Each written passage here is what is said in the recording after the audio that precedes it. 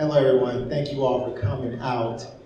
My name is Jeremy Johnson. This is Pitch Night New York. We're doing this every single month where we're having startups come up here and pitch their ideas.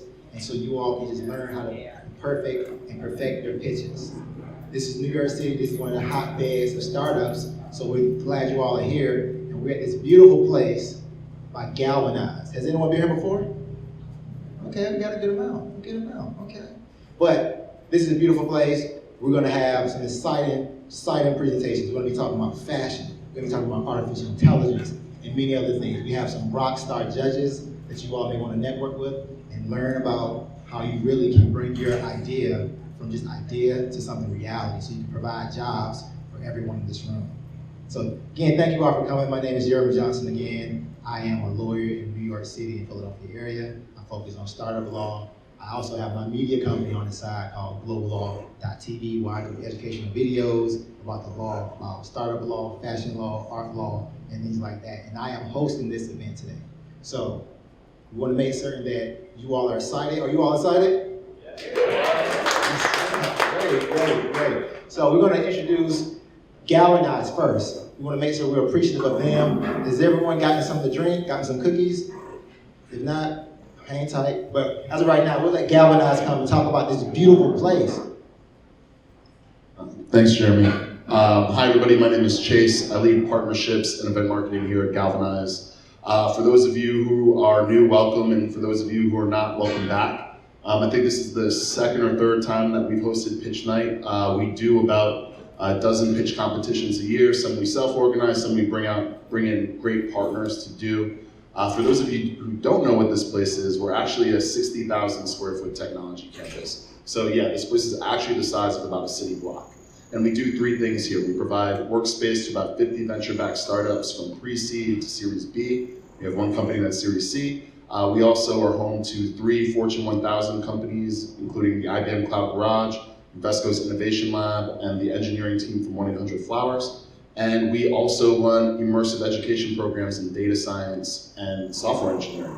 And one of the things that makes this place really special is that our enterprise companies actually hire out of our cohorts, right? It's probably the only place in New York that I know of where you see that regularly. The last thing we do is events all day, every day, about 60 to 70 every month, focused on tech and entrepreneurship. So I'd like to welcome you all into our community. And if you have any questions about how to get involved, please find me after the event. Cheers.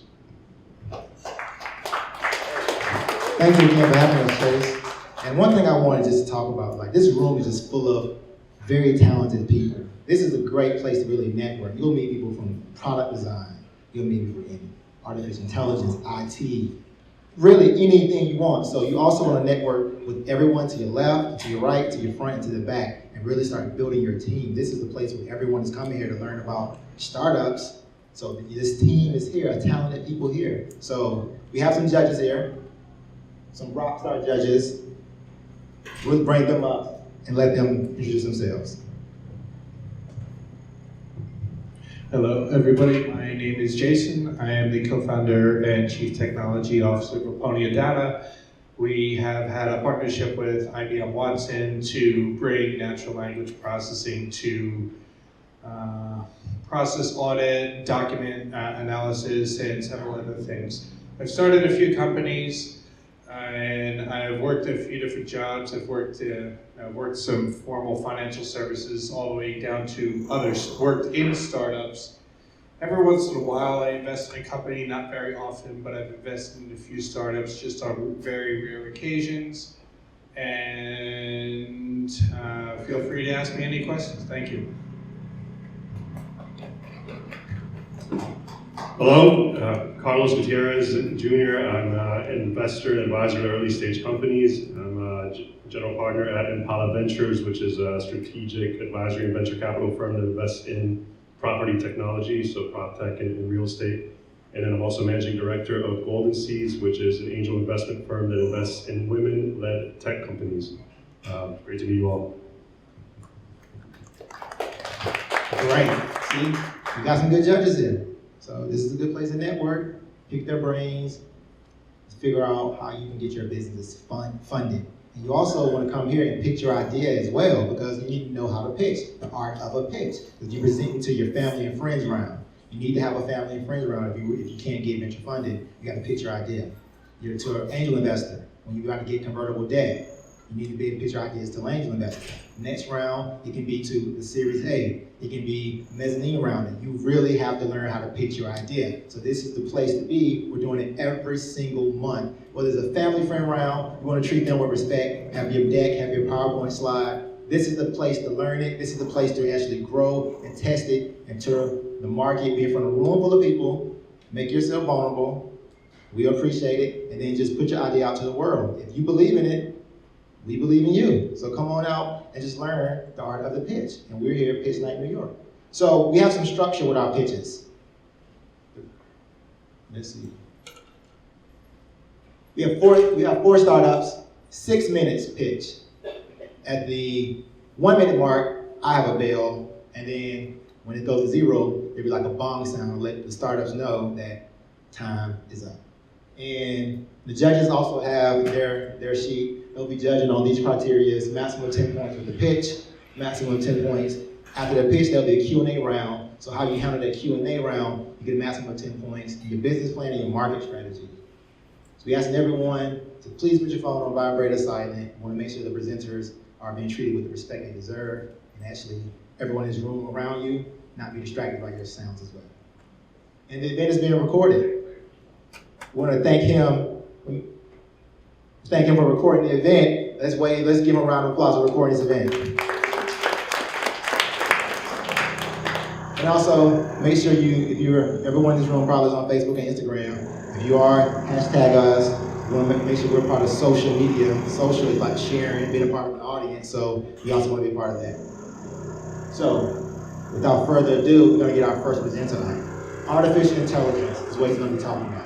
Everyone in this room needs to know about artificial intelligence. If you're dealing with product design, if you're dealing with marketing, PR, law, the ethics, the privacy issues, if you're dealing with just anything, math, science, literature, artificial intelligence is an area, is an industry that everyone should be knowing about. And the guy who's coming up next, he's going to be talking about artificial intelligence from a health standpoint.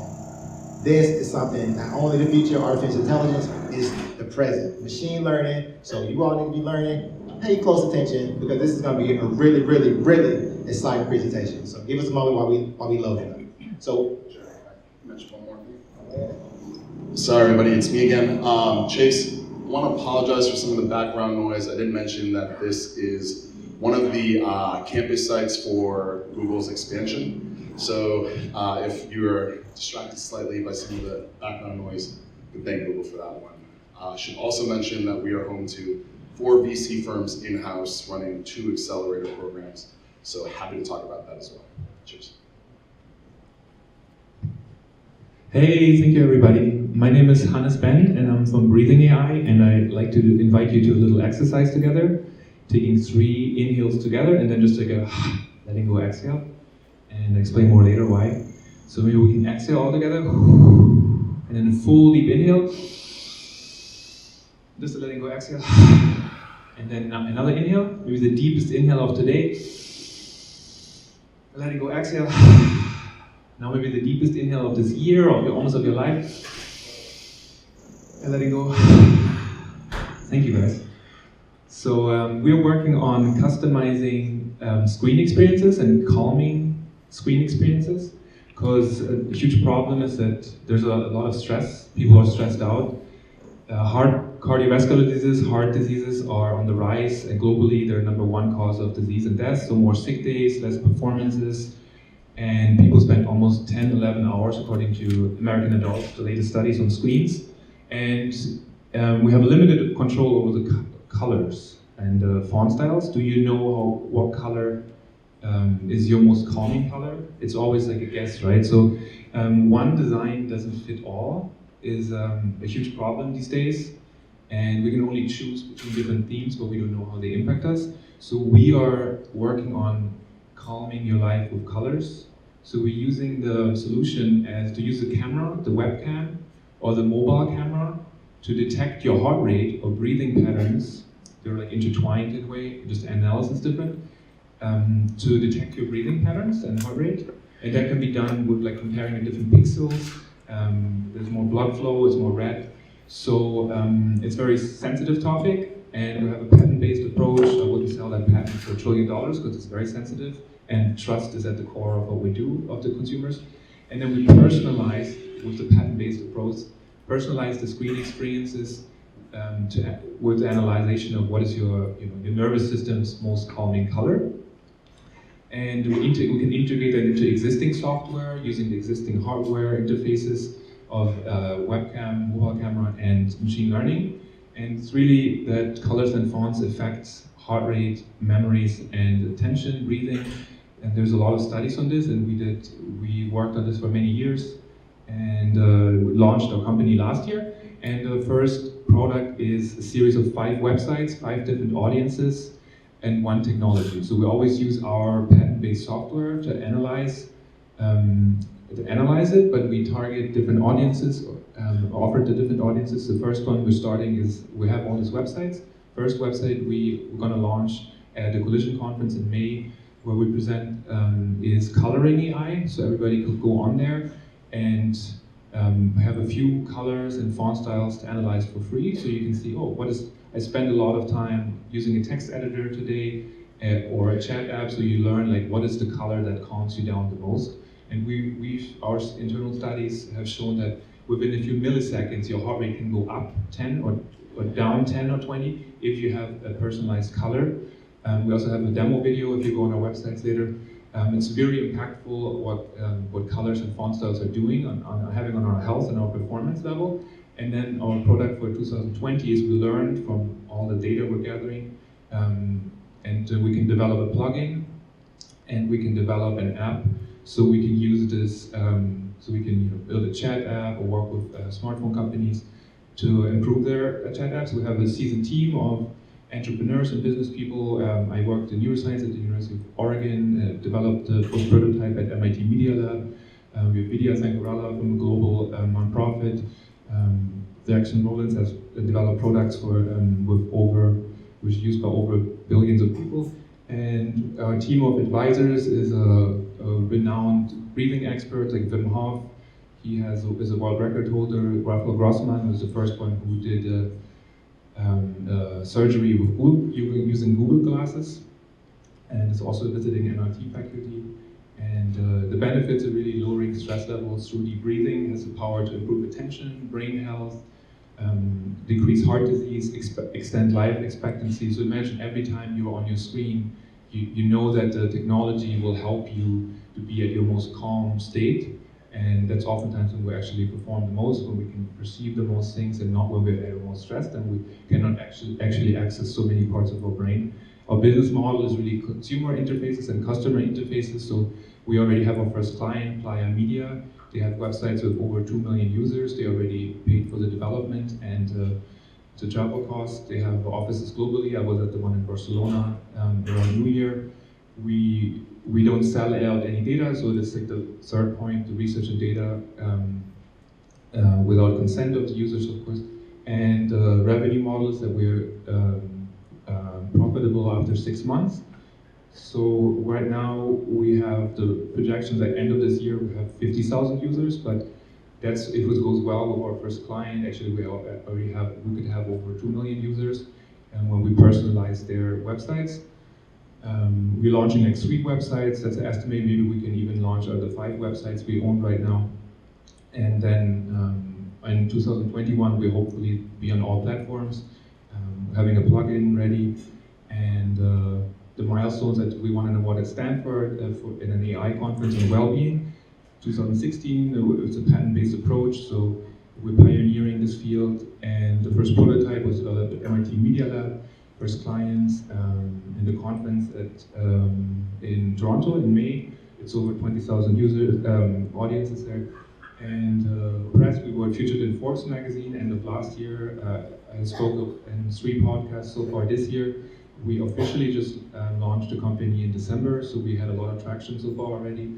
And the timeline is, the presentation there. We're in the seed funding round right now, so hopefully most of our launch team members can go full-time. And yeah, our vision is to lower stress levels for all human beings through deep breathing and deep learning. Thank you all.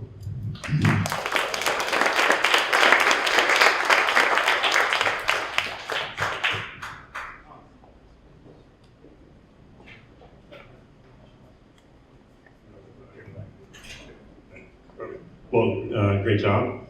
I definitely spend too much time on screens daily. I don't know if 11 hours, but somewhere near there. So I've got just two questions. One, I'd like to hear more about your customer acquisition strategy, what that looks like, your go-to-market strategy. And then second question is about competitors, and just curious if there's anyone else in the field and how you stack up against them if there are. So thank you for those questions and thank you for the compliment. We want to run a lot of marketing campaigns and launching the different websites, and then for energizing AI, we go for the fitness community so you can learn what kind of exercises will get your heart rate up or down and will improve your performance. And for calming AI, the mindfulness community, so different offering. I've been connected there for many years, so having different practitioners guide something. So really targeting different audiences to go to market there. And then from all of this we learned, and we already connected with a bunch of advisors who are connection to smartphone companies, so then we can also go to B2B more. And yeah, what was the second question? The competitors, yeah. So there's only really Nova Launch or other companies who offer like personalization apps, but they don't offer any kind of integrated biofeedback. And based on our patent, I'm sure there are people who work on this. And hopefully, with our patent, we can pioneer this further. The first business meeting I actually had was at Google's ATAP team, even before I launched the company, Advanced Technology and Products team with Dan Kaufman there. And maybe it's a little bit too far out there for those companies because it's very risky in a way to go this way full time. But yeah, I don't know like who else works on this. And Hello. Who's your target user, and what's your revenue model look like? Yeah, our target user is really anybody who finds they get stressed on screens. So finding if they spend a lot of time on their screens, then that they can learn through our websites for coloring AI for first. When they spend they spend an hour or more than an hour a day on the text editor or writing emails, they can learn like, oh, what kind of use for background color, for font style, and I know this will get my heart rate down when I write emails. And then in 2020 when we have our chat app launched, or plugin, then you can override it like Grammarly, and yeah, so we do that. And then what's your revenue Yeah, the model? revenue model is basically a subscription. So you would have a few colors for free, and then so you can test it. If you go on the website, you get access to the webcam, and then you would pay a subscription model, either like a one-time fee, or for designers, for instance, when we had people, they said like, oh, it analyzed blue, and they had their whole bedroom painted in blue, or they had grayscale on their phones, and they picked grayscale as a conference last year where we presented. So it's really also an opportunity for designers if they do this for clients. So then we have a subscription model where you can subscribe for over 1,000 users, and that's like more highly paid than, and then they can get their clients there, and then the client can say, oh, for me it was most common was purple, so or this shape, so the designer knows how to design it. Also, that's for instance one option. So. Okay, interesting. Thank you. Thanks. Just one question. I think you mentioned patents. You mind talking about the intellectual property behind your products? So right now it's US only, and we have to go international. That's why also part of the seed funding will go into a patent in different countries. The patent is called Adaptive Interfaces for Screen Experiences. It's published now. I can send you the link, and it also covers audio and olfactory. So it really the personalization of any kind of those devices. It's kind of broad, but very specific. It's kind of a detail, like 83 pages or something. So, Thank you.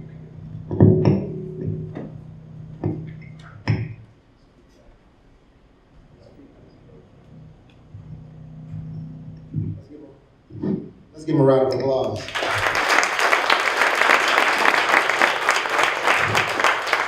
great. As I said, artificial intelligence is changing everything. It is changing the world. And it will behoove everyone to really know about it and really want to get involved in it. Wasn't that great? Perfect. So let's talk about briefly about just some of the legal aspects of raising funds. For example, did you know that most VCs don't use their own money? Did you all know that? But angel investors use their own money. It's very important that you understand the terminology. Most angel investors are relatively higher net worth individuals that actually use their own money. Say, for example, they have $250,000 and they'll use that money to invest into 10 startups and just hope 3 or 4 of those startups will just take off and give them a nice return on their investment. But venture capital firms, generally speaking, they raise money from different institutions, governments. Saudi Arabia is one of those big governments that's investing in Silicon Valley. Also, universities, they have endowments. One way universities diversify their endowments, they give it to some VCs and let them invest some of that money. Who else? Charities, all these different places, pension funds, all these different places. VCs also have to go ask and raise money. Just like the startups are coming to the VCs, saying, invest in my money, give me some money. They're also doing the same thing, but to these massive pension funds, people with literally hundreds of millions of dollars, and they're investing to those venture capitals, and they have to have to get them a nice return on their investment. So understand how it really works and how the game really is, and you'll be more sophisticated. You'll be able to look more knowledgeable, and if you were coming there understanding all the implications of an angel investor, he'll feel more comfortable with, okay, you can return my money. You won't lose my money because you know how the system works. And it's very important that you really understand how it works. And angel investors usually invest with convertible debt. Convertible debt, typically, it starts off as a loan, and it has the ability to convert into equity into your company. That's important to really understand. Versus venture capital firms, they just invest in for equity. Understand all those legal implications, financial implications, and that's a good solid ground for you to be able to say, okay, I know what I'm walking into. Is that good? Great. So we have another person coming up. This is New York City. New York City is one of the meccas of fashion. Is anyone into fashion here? I think everybody should raise their hand, right? We're all looking pretty stylish, we're all looking pretty nice, you know? They have New York Fashion Week in New York. What else? They have Fashion Row. They have gardeners who can literally learn how to cut and sew. So that is important. This is one of the hotbeds of fashion, along with Paris, along with Milan. So New York is one of those, is an incredible place. I mean, I'm just convinced. The weather, I'm from the South, I'm from Georgia, so I'm not really fond of this weather, but it's starting to change and get back warm. So, but outside of that, New York is an incredible place to network, to just meet people literally all over the world. New York is a place that welcomes everyone. So I feel like everyone should feel blessed and feel thankful to be in this city, because you can literally meet people from literally all over the world in so many different industries. So, but the next speaker we have, Order Spark. Nice name, it deals with fashion. So he'll be here, he'll be talking about how he is creating something for fashion for the fashion industry, as well as designers, to bring their things to consumers. So let's give him a round of applause. Thank you so much for having me. I'm really excited to be here. If I'm talking too loud, or just tell me. My company is Order Spark. I help fashion designers and beauty lines get to market. In my career, I've been to 500 fashion shows in my career. That's a ton of frogs. I also am very unique because I've sat down with a lot of fashion designers, beauty founders, really understood the ins and outs of what a new brand needs to reach their customers. I'm also unique because I have a lot of tech experience. I build high-end websites for the industry and have worked with some absolutely amazing names. The biggest problem that an emerging fashion designer has is it costs about $35,000 to launch their product, just get it out there. $60,000 is the average cost of a beauty line, and in many ways, because they're spending so much money on product, they are tech, marketing, all the other stuff they have to do is an afterthought. They also don't have coding experience. They don't want to spend time in front of their computer. So how do we make something that's incredibly easy for people to use? So OrderSpark creates an integrated platform that makes it easy for fashion and beauty brands to launch an online store with all the business tools they need for fast growth. When a designer is creating their collection, they're not necessarily thinking of inventory management. They're not thinking of how to get it out there, fraud protection. They just need a turnkey solution, get up and running. This is how we look on the front. The back end is, again, very businessy. They upload their content, they get a really great website right out of the box, and they can start selling their collection that took about a year to make right away. My biggest competitor is Shopify. I'm a member of a ton of ad boards, PR boards, fashion designer boards. All the time, everyone is always looking for a developer. There are a lot of Stacys out there in the world. Everyone needs a developer to be able to integrate all the plugins on a lot of the websites out there. The infrastructure market for websites alone is a $156 billion market. There are 7.8 million users. That combines 3.8 million retail stores, 4 million online stores. This is according to the Small Business Retail Association. My competitors also make a ton of money. So my goal is to make $48 million in 4 years. We're unique because again, OrderSpark is the only company building tools, building integrated business tools and infrastructure for beauty and fashion. Everyone else is trying to please everyone from every website you can possibly imagine. I'm just devoted solely to this sector. We give people a ton of value for their product. Everything from abandoned shopping cart reporting to hosting. There's a lot there. The premium OrderSpark plan is $275 a month. The comparable Shopify plan with all the widgets and everything you need to add to actually have an OrderSpark plan is $389 a month, but they're probably going to need a higher developer to get going. So we provide people an incredible amount of value for their dollar because they don't want to spend a lot of time in the can trying to get something up when they've spent a ton of time working on their collection.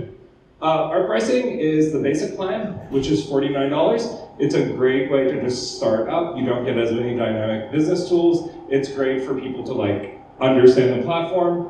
The premium plan is $275 a month. The enterprise plan, which will incorporate retail point of sale solutions, will be $575.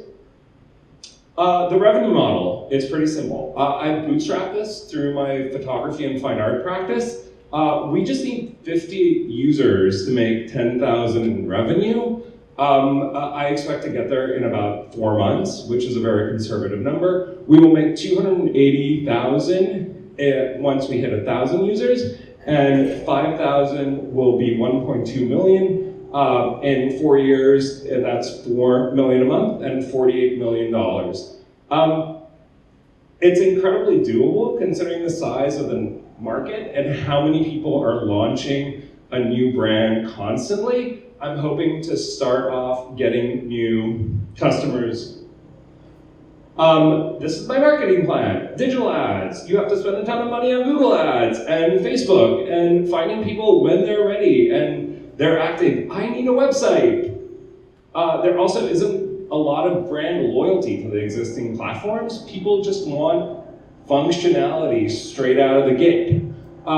Direct outreach. I know a lot of people in the industry. Fashion conventions, Coterie and Magic. They're not as exciting as fashion shows, but that's where your fashion designers are. Sponsored fashion events. Also, I want to create an industry panel so fashion designers and beauty products will understand their own industry and how to get their market. I know the fact that the path to market is pretty standard, but the average person launching a brand doesn't know that. I am looking for 25,000 in a safe. Yeah, only 25,000. Yep, that's it. And my seed round is going to be for 500,000, primarily focused on user acquisition. We are about a week away from actually launching the product and being in market, probably a week and a half. So please sign up. Go to orderspark.io. Hear about our launch. If you have a friend that's launching a brand, needs tech infrastructure, please tell them about OrderSpark. We would love to have them as our first users. Thank you so much. Does anyone have any questions? Or what am I supposed to do? Okay, I'm staying right here. Hey. Good job. Thank you. And so you mentioned a little bit about your background. I'd like to hear it a little more, as well as how the product was developed. I don't know if you have the coding background. Did you mention you did it yourself, or do you have a team that does it? Who else is part of your team? Are you solo co-founder? I'm the founder. So a lot of my practice has been photography and fine art, and then my clients all needed websites. So I started creating 360 solutions for everyone. So they came to me for the photography, the back end, and everything. And they needed more and more business tools as they grew. I bootstrapped OrderSpark through that practice. So I have a team of developers abroad who work with me, and they are incredibly talented and absolutely amazing, and I can't wait to onboard more developers. We can build almost anything. When I figured out that WordPress and the basic CMSs were not cutting it in the industry, I went on a 2-year attempt, and we did it, this is the end of it, to build our own CMS. And it's very light, it's highly customizable, incredibly modular, and a wonderful user experience, and it's only gonna get better. Thanks. Hello. Thank you. I have 2 questions for you. Thanks. The first is kind of a compound question, but the first is, what features does your competitor, I forget who they are? Shopify. What features does Shopify have that you don't, or vice versa? What's your killer app besides just price? It's actually more complicated than that. So Shopify was built a while ago, and it's based on a plugin experience. So you get a site out of the box that has a shopping cart, but to upgrade your site or to do anything as simple as, we're going back to Stacy wanted MailChimp integration, which is not that hard to do. So MailChimp integration is something that's going to be built in. Shopify sells you MailChimp integration for $5 more. It's not that complicated. So we're just going to give people different account types so they can have staff. Wholesale accounts is actually a really challenging thing for the industry. Not for the industry, but for Shopify to manage, because you need a plugin to do that and get it put together. So we're going to standardize everything across the board, keep everything as basic as possible, because I want to make sure that everyone's on the same. Because when you create an integrated platform without plugins, you have more usability and everything works better. So you have a better user experience, a better customer experience. It leads to more sales volume. Okay. My second question is, who's your team? Me and my developers. Yeah, I know. It's bootstrapped. I also do some graphic design. I know. It's very New York. I live in Chinatown. We're growing. That's why I'm trying to find money. I don't go into these meetings going like, I have 20 people. It's just me. New York. So I'd like to hear more about your market strategy. You talked a little bit about what you have to do in order to customer acquisition. Yes. Your competitors are some very well-known names and well-known brands. Yeah. Can you just go a little bit more in depth about how you plan to take market share from them? I'm never too concerned with competitors, because I've worked for a ton of really big brands, and it takes forever for them to get going in a different direction. So by the time they figure out that I'm onto something, it's going to be 2 or 3 years. So I learn from my competitors, And again, Shopify wants to be all things to all people.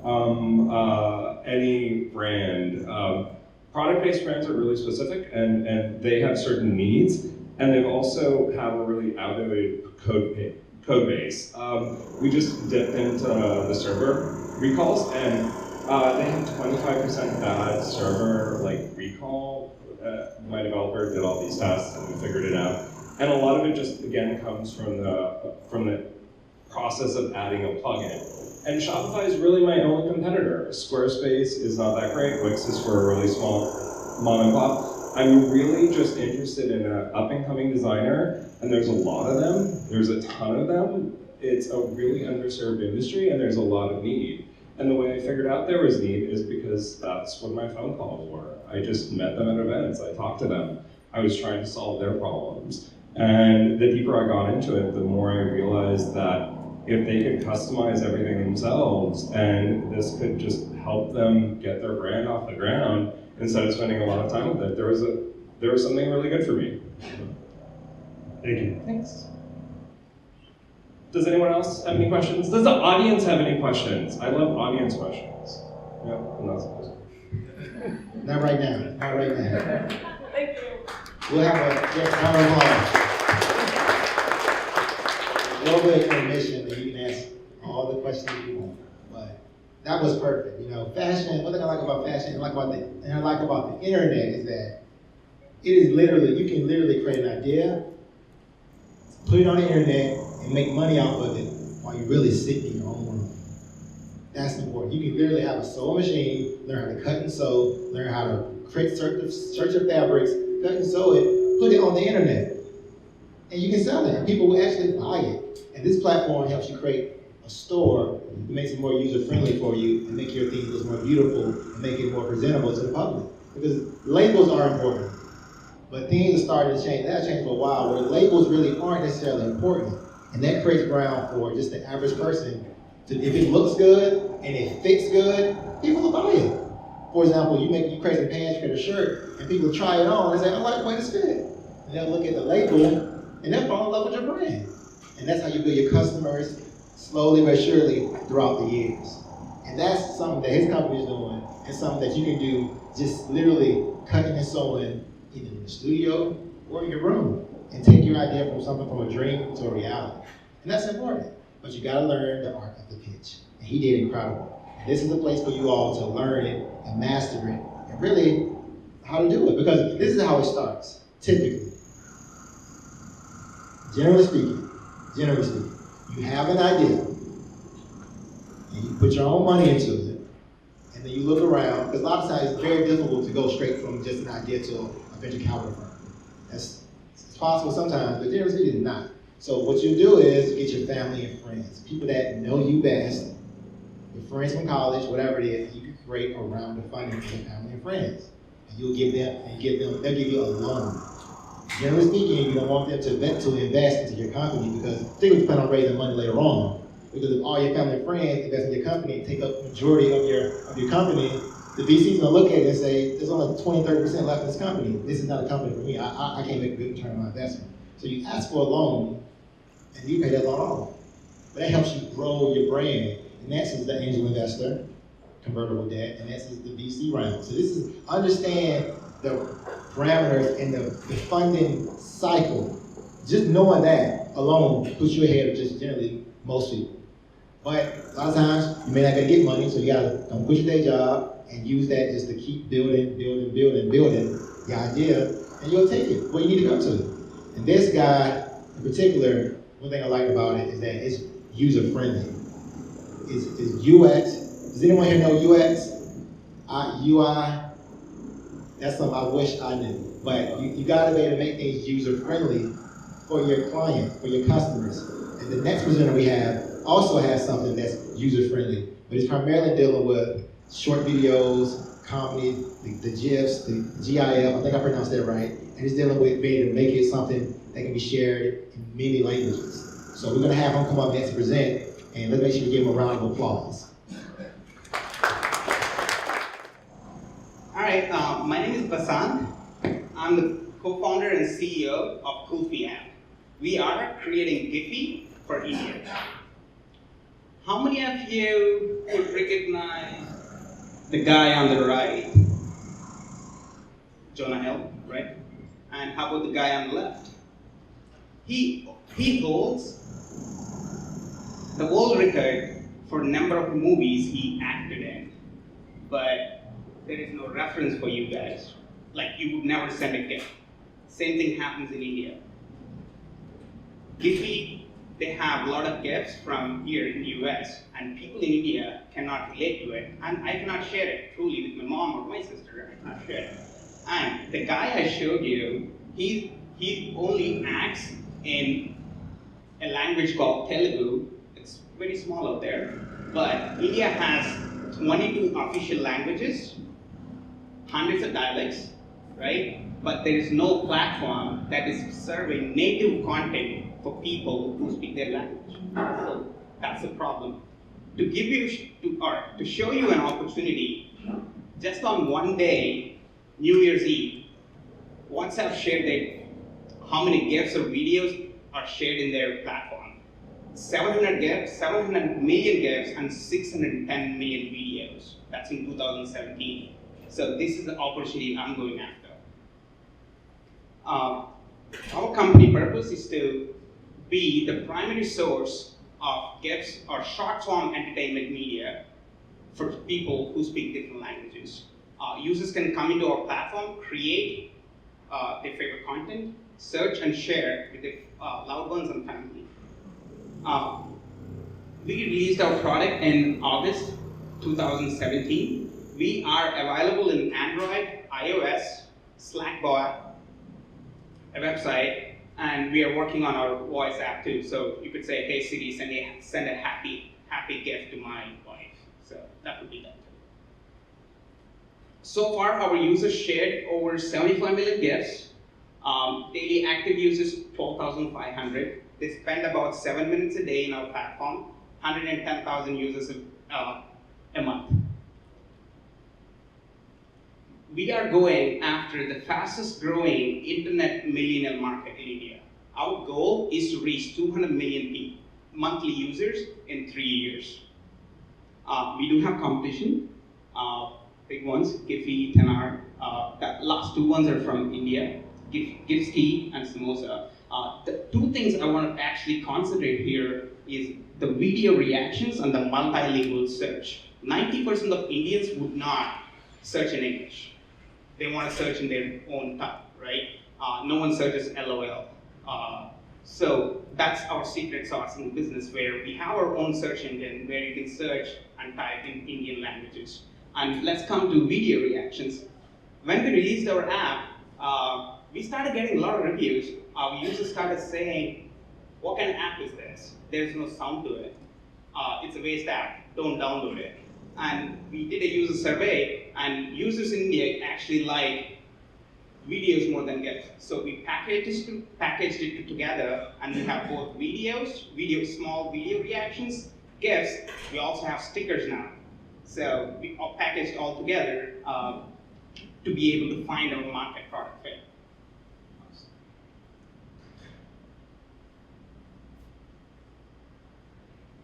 We have content partnerships with TV studios, movie studios, as well as we did distribution partnerships with few other Indian apps with a combined DAU or daily active users of 30 million a day.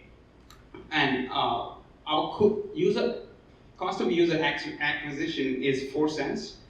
We were able to use our content partnerships to be able to get that particular rate. Business model, advertising, we did 8 campaigns so far.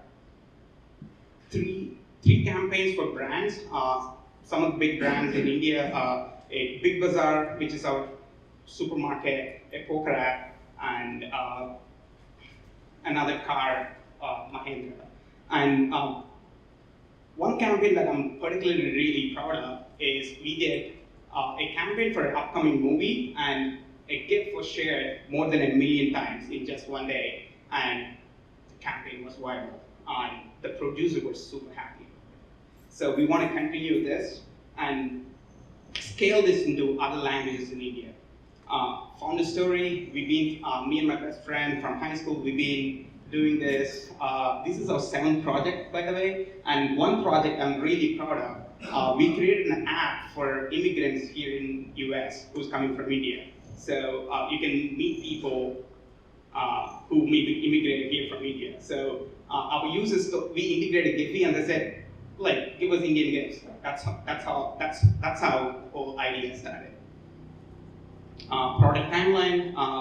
We get, by the way, we get 5% of our traffic from Ghana because they love Indian movies, and they keep asking, when are you guys giving our content, right? So we want to be a global app based on languages.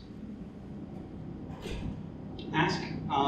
We're looking for $1 million to finance our 18 months to provide gifts for 10 other languages in India and provide them more fun in China. Thank you.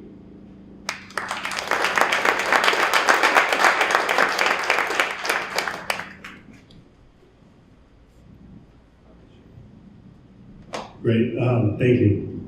Good job. So I'm just curious how you got to, I mean, it was pretty impressive. You raised $100,000 and I think it said 850,000 downloads. I'd love to hear more about how you did that. Yeah. Also, I'm curious about your team. Yeah. And I'm curious if you are planning, you sort of mentioned it a little bit, but I'd love to hear more about plans. Because you focus on the problem in India, but this would also be a problem in the United States, I'm sure, with immigrant communities or other places. Yes. Where bilingual, multilingual people live. How aggressively will you be looking into expanding that? In the US. In the US or anywhere else? Europe? Giphy is like pretty, everyone knows them. I think it's difficult to expand for us here in the US because everyone speaks English. Our primary markets, we're thinking it's primary language is not an English language. For example, India, we have traffic coming from Pakistan, Bangladesh, Nepal. So our primary goal is to expand other than US and then come here. But we do have video reactions, which I'm not sure if we didn't see any traffic from US that who wants to share video reactions, but when it catches up, we definitely want to be here. And then the 850,000 users, and how quick did you do that? And how? It's very impressive. Absolutely. I would love to discuss that. We got into partnerships with our storytellers on YouTube on different channels. So when they're creating a story, we ask them to insert our brand into their storyline. That's how we were able to get the 4% download rate. Thank you. Hello. So you translate from language to language within a region, and India is a perfect example of that. So I get that. What happens if a punchline subtlety doesn't translate well? So say like, I don't know, I'm out of my knowledge base here, but let's say you have a movie in Punjabi. Yes. And it's got cultural references to that region, and then somebody's great aunt is watching, it logs on, and she speaks Urdu. And she's not going to get the cultural reference any better than an Indian grandmother would get LOL or LMAO. Yes. So how do you account that? Any content, let's say Punjabi content, will be served for a user who selected Punjabi. That means we assume user knows Punjabi. So people subscribe. They choose what to subscribe to. Absolutely. Okay. They go through our onboarding, and yeah. What are your revenues to date? We did not make any money. All the eight campaigns so far, I mean, they paid us some, but not the number. So I'm sorry, how they you paid us $1,000. How you plan to make money? Yes. How are you planning to make money? Advertising. One is for movies and TV series that are, as I said, the one movie that I'm really proud of the campaign I talked about, we were able to raise their ticket sales on their opening weekend. That converts into money for the producer, TV studio. We want to do the same thing for example, in India, a lot of people send good morning messages. So we did a campaign for our Starbucks version, which is Cafe Day. So every good morning message would have the logo. So it's brand recognition for Cafe Day. Like every time someone sends a good morning message, they have it. And what we're doing is we're Kind of like somebody gets like a WhatsApp message on the phone. WhatsApp message, let's say they send a good morning message to you, like with a GIF or a video, even an image, we have their logo as part of the content. Like how does WhatsApp or any of these messaging platforms, how do they make money? WhatsApp doesn't make any money anyway. Okay. So you're going to be able to get advertising, whereas WhatsApp is not able to? Yes, about 40% of our time is actually spent on messaging these days. We want to bring brands into those messaging experiences. Okay. Great. Thank you. Sure. Thanks, guys. No worries. Two questions. So one, I'd like to know more about your team. And two, so would it be safe to assume that the value that you add is sort of the back engine that allows for the language optimization, and you have IP behind that? No, we do not have any IP yet. Okay. The search is our secret sauce. Mhm. That's probably our IP. Yeah. And the team, we are a team of immigrants. I'm the only founder who, I quit my job in November. I'm working on this full time now. Everyone works part time. Our API developer is from Singapore. All my friends, entire team has been working with me for past 3 years on different projects we started. So, yeah, I would like to pay them money and bring them on full time. Yeah, thank you.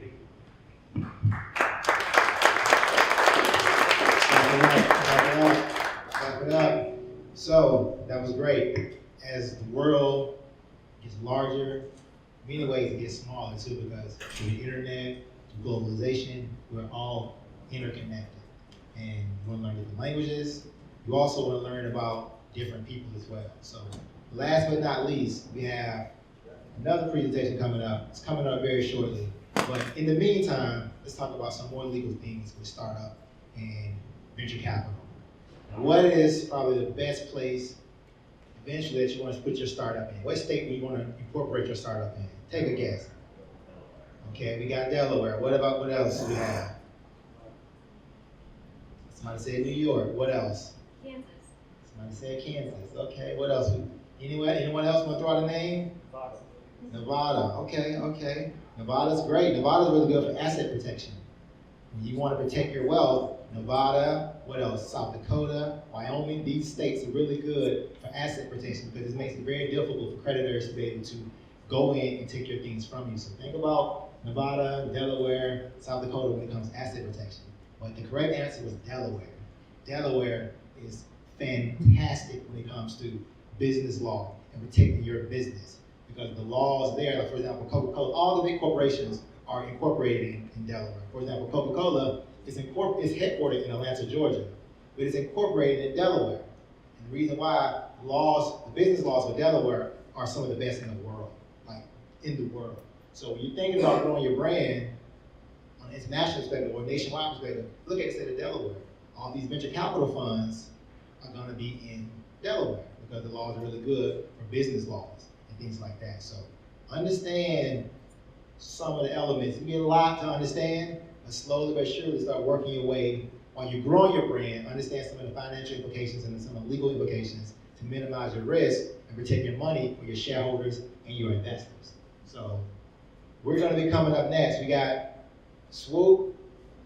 This is definitely one you want to be paying attention for because it talks about, as I mentioned, people are living longer, populations are growing. So a lot of times when people don't work, they're retired around 65, and they may end up living for the next 30 years. How are they gonna make money? This startup talks about how you can save money while you're buying things, as well as invest your money going long term. So this is one that you wanna be really listening in because you really have to invest your money right now. Your 20s, your 30s, your 40s, your 50s, figure out wealth creation, getting property. New York is one of the most stable real estate markets in the world.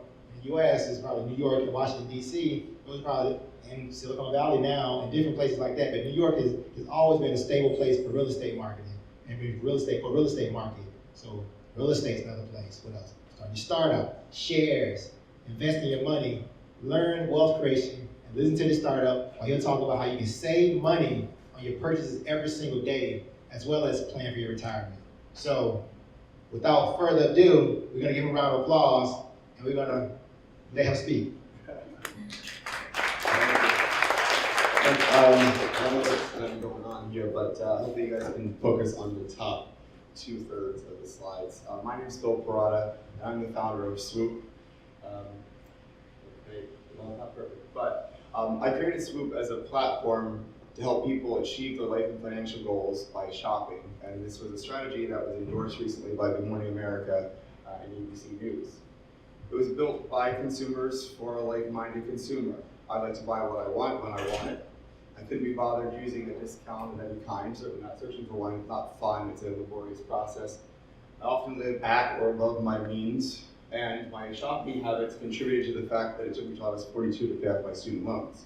I think anybody who's a millennial in this room understands fully the cost of higher education and what we're dealing with right now. It's a problem.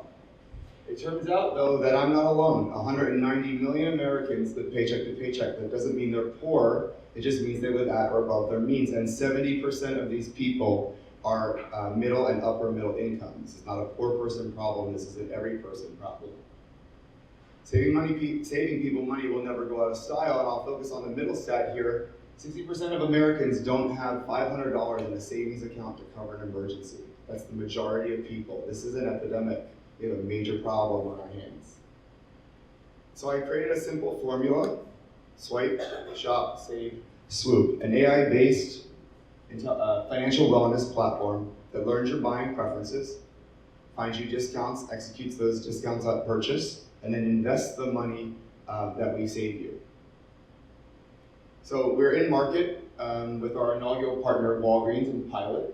So it's live today, and my hands weren't full with the microphone and this, I would actually show it to you, but we're going to start on the right side of the screen here. So our users get one offer at a time, one product at a time. You swipe left to discard, swipe up to share, because sharing is caring.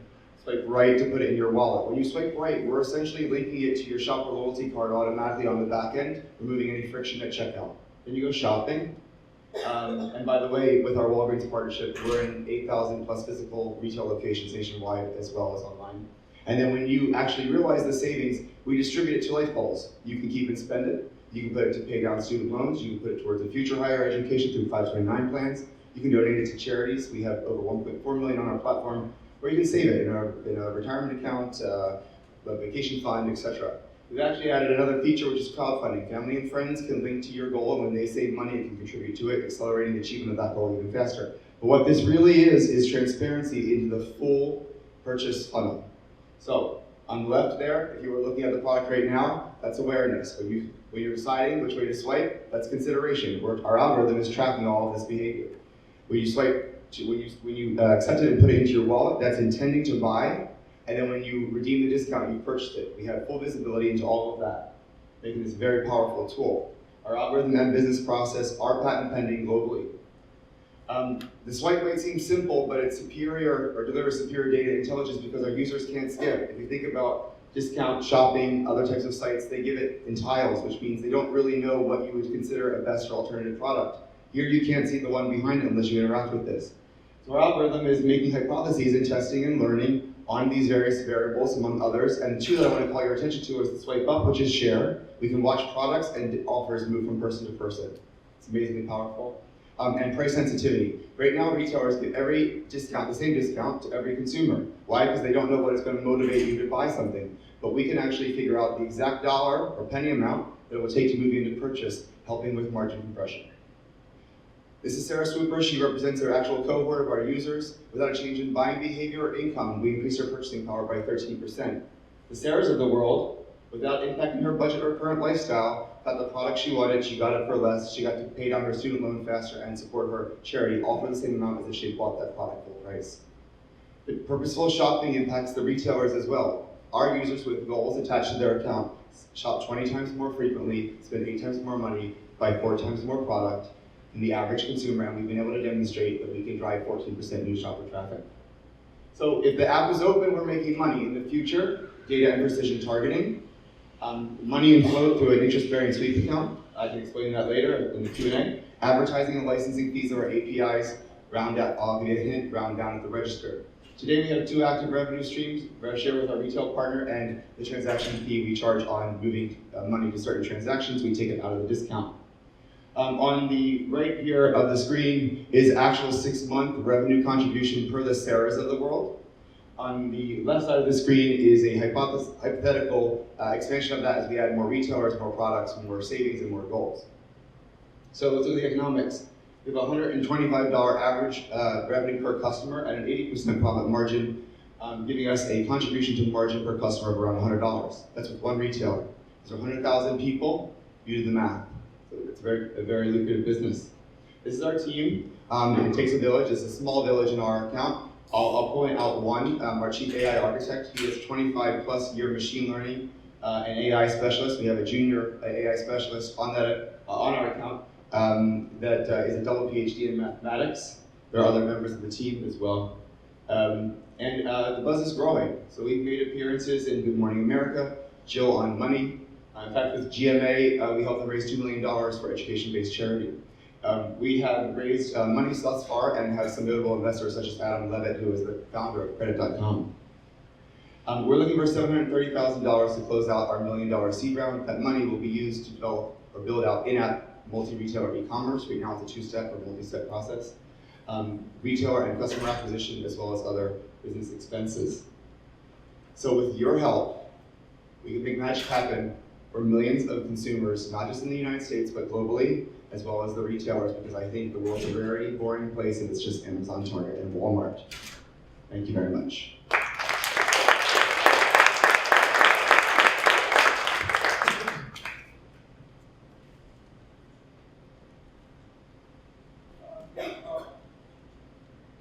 Hello. Hi. How many users do you have? Just about 3,000. 3,000. And Yes. you launched in January? We launched about a year ago. Okay. Our product, yeah. We spent virtually no money acquiring those users to date. Right. How much money have they saved to date? That's a good question. I didn't have that number coming in here. I would probably say those 3,000 users overall in general, they probably saved 5,000, possibly more at this point. Not every one of them use the product actively. Right. So, yeah. Yeah, and the question is how actively does each user use the platform? I guess my real question, thinking as a consumer, is I do basic stuff. I buy shaving cream, razor blades, soap and stuff at a Walgreens or a Duane Reade, right? Yeah. Most of my shopping is at places that are not part of these kinds of networks. Mm-hmm. And there's like direct home marketing for joining this list and get a percentage rebate cash on all your purchases. But like Trader Joe's doesn't participate in that. Whole Foods doesn't. Like West Julie on 8th Avenue doesn't participate in that, and so forth and so on. And so, just speaking for me, most of my purchases are not from mainstream sources. And I think in New York, that's probably the rule more than the exception, maybe not in the Midwest, but what are your thoughts around all that? Yeah, so our relationship with Walgreens is a direct relationship, right? So we negotiated that contract and that deal. We are actually the first company in the United States to launch a non-barcode shareable mobile discount. But that takes work. Those retailers take work. So we are working, I will not mention any names, but we are working right now developing a partnership that will give us access to 10,000 offers across multiple verticals such as Pizza Hut, gas stations, Macy's, Bed Bath & Beyond, so on and so forth. So we will have a much larger share of offers. So it's not going to address your issue of shopping at sort of the local stores. We didn't go that route because you need it's labor-intensive, people on the street kind of sales force to do that. So we are finding ways around it and then chipping away at the individual retailer relationships. We are spending a lot of time building out the B2C part, or B2B part, excuse me. And so things like round down at the register. Right now, if you go into a store or a Lyft or an Uber, and they say, would you like to donate $1 to a charity? That extra $1 was in your budget, but you could donate the savings that we find you through retail, through shopping. So instead of, if you go, let's just give an example of Walgreens, you buy something, they say you want to donate $1. In Swoop's opinion, you say no. You say I'm going to donate the money I just saved on Tide to the charity. So we're going to work on that platform. We're also going after media companies as a revenue stream. For example, media companies are looking for ways to validate their advertising. Essentially what you're putting on the platform is an ad, but you don't know if anybody's bought it. With our platform, once we add in multi-retail or e-commerce, we'll be able to prove that they saw the advertisement and they actually bought the product. So we're kind of working both angles. I hear you that it's difficult on the B2C side. Yeah, it just sounds like a lot of, and I think you have some neat ideas. I really do. I think that developing partnerships is, it's a lot of work, which you kind of acknowledge yourself. How much of a team do you need to have to develop out kind of the partnerships that you'd like to have, say 18 months from now? Yeah. So so when we implement what I just told you, which was the 10,000 offers on the platform, that will buy us a nice long roadmap because we'll be making money off of those retailers immediately. One of the initial hires out of this money is someone with retailer relationships. So I would say that it's initially going to take 1, 2 people, maybe a junior salesperson, depending on how good they are talent-wise and how many connections they have. But it's a process there's 2 things working against us, and I shouldn't say that in front of a group of investors, but you not only— Your secret safe with me. Yeah. So you have to get in, right? It's half the battle to get in, but it's also, you have to fit on their technology roadmap. And most retailers are not particularly advanced. That's why we're making APIs that you can plug in almost seamlessly to your back end, assuming you have some of that technology. So you have to integrate your relationships with their IT departments to some degree. Yeah, that's how we got into Walgreens, which is unique that we didn't go through a CEO, we didn't go through a CMO. We actually found their IT department. I saw an article that they had an interest in doing a not shareable, that wasn't part of the deal originally, but they had a non-barcode product, and we went in and helped them develop something. Well, congrats, boy, that's good stuff. Who's your team? And then I'll hand it over to Carlos. Sure. So it's myself here in New York. It's myself, Orlando Reese, who has a background in media and ad sales, along retailers like advertising networks, Martha Stewart Living, Yahoo Finance, things like that. Zach Temmer, who's a project manager and who has a background between tech and me, non-tech. And then we have a team of 2 developers in Cyprus. We outsource to Cyprus, but they're actually owners of the business as well, which keeps our cost base down. And then the AI people. Great, thank you. So, a couple questions. So with a partnership like Walgreens, your revenue comes from a percentage of each sale that's done on the app? Yeah, so I don't anticipate that every retailer relationship will be this lucrative, but we get paid a percentage off of the total basket, not the discount. Okay, great.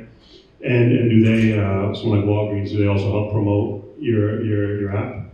One would think, but they have a lot of partners that are asking them for that same thing. So we're taking a slightly different approach and trying to help them activate some of their non-performing customers. Okay.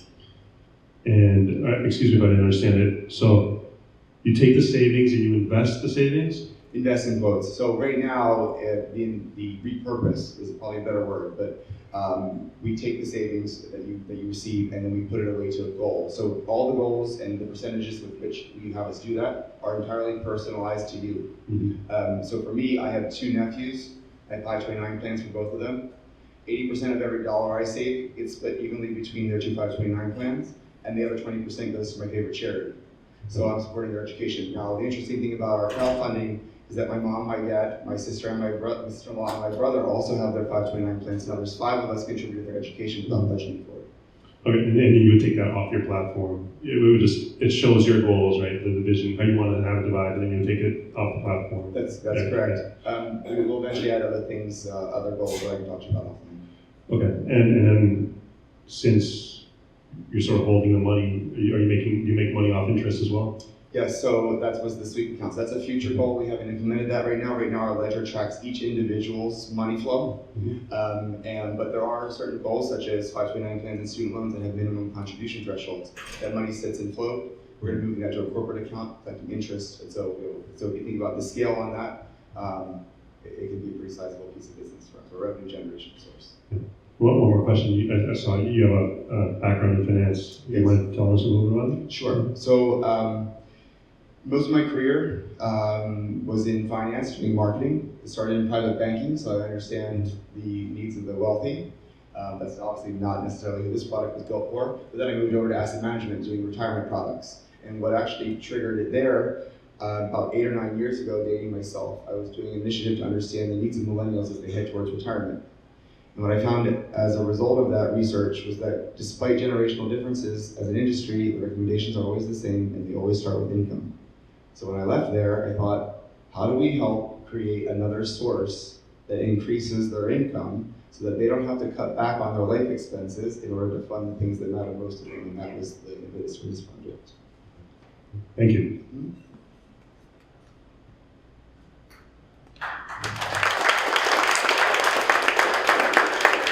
Clap it up, clap it up. So that was great. Right now, we're going to take an intermission, but before, we want to make certain that we're thank Real BC for recording this, as well as Rosie Dorsey for taking pictures. Let's give them a round of applause again.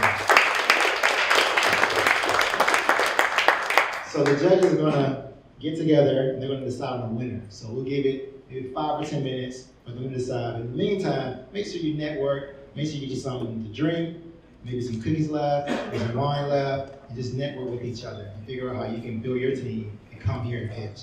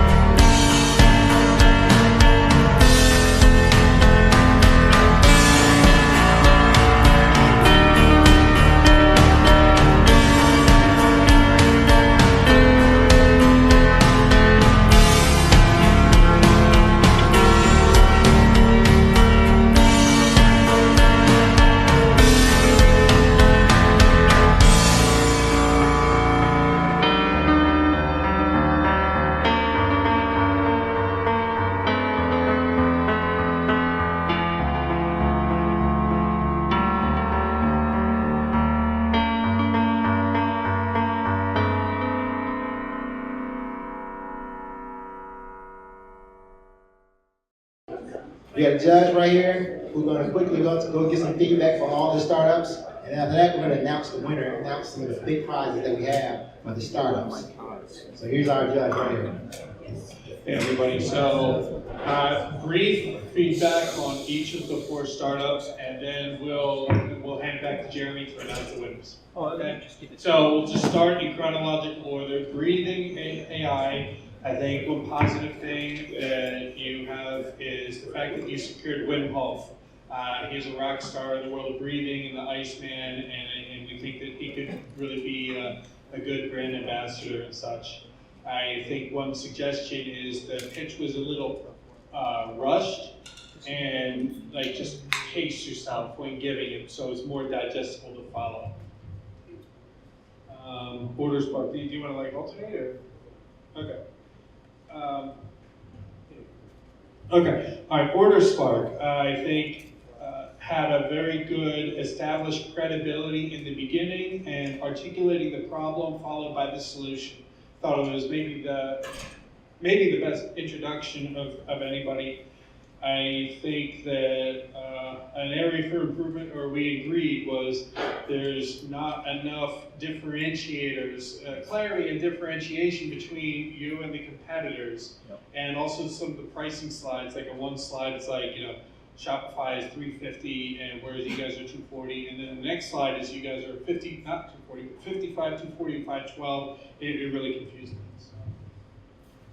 Then we have Kulfi, who a very impressive user acquisition strategy. I think that's something that really can't be denied. That's impressive. A lot of startups want to have that kind of user acquisition. For areas of improvement includes, no revenue to date. The generating revenue through advertising based on user activity model has been quoted in pitches since the 1990s. It's never really worked out. So I think some sort of, I think the business model needs work. So, and then finally is Swoop. And Swoop is, Swoop has thought through the B2B aspect of their partnership really well. And to land Walgreens is really an impressive feat. And it sounds like there's more traction there. There's a good representation of the problem. I think the area for improvement is the lack of knowledge of how much money each user is saving and sort of like the savings margins for different transactions. I mean, you got to be clear about that because any investor is going to want to find out what's the sweet spot of this baseball bat. And I think that was a missed opportunity there.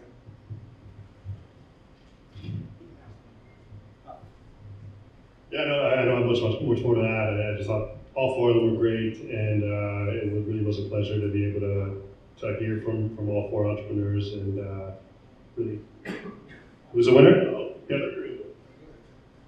Okay. All right, so the winner is.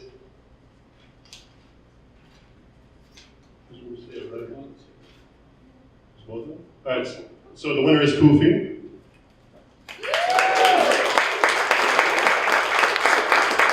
And coming just behind, and I mean like a hair, like less than 1 point average between is runner-up is Swoop.